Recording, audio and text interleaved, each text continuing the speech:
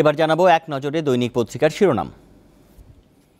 দৈনিক ইত্তেফাক তারা শিরোনাম করেছে, শিক্ষার্থীদের রাজাকার বলিনি, সরকার প্রধানের একটি বক্তব্য দিয়ে কিন্তু তারা এই শিরোনামটি করেছে। বলছে, ধ্বংসাত্মক কর্মকাণ্ড জড়িতদের খুঁজে পেতে দেশবাসীর সহযোগিতা কামনা করেছেন এই ধ্বংসাত্মক কর্মকাণ্ডে। মিথ্যাচার করে কেউ যেন বিভ্রান্তি ছড়াতে না পারে সেজন্য সতর্ক থাকার আহ্বান জানিয়েছেন প্রধানমন্ত্রী।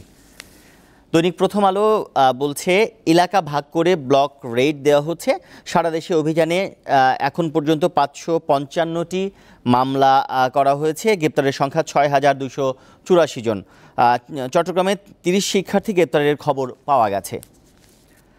দৈনিক আজকের পত্রিকা তারা যে শিরোনামটি করেছে, তারা বলছে, আন্তর্জাতিক চাপে রয়েছে সরকার এবং তারা বলছে, কোটা সংস্কার আন্দোলনের সহিংসতা, বিক্ষোভকারীদের সরাসরি গুলি করায় গভীর উদ্বেগ প্রকাশ জাতিসংঘের।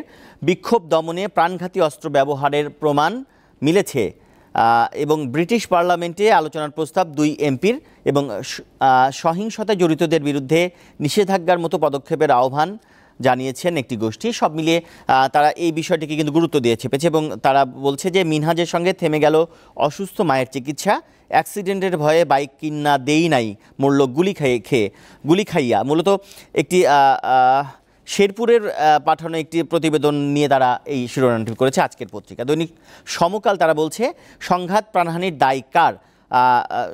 ওবায়দুল কাদের, মির্জা ফখরুল এবং GM কাদেরের বক্তব্য দিয়ে কিন্তু তারা এই শিরোনামগুলি করে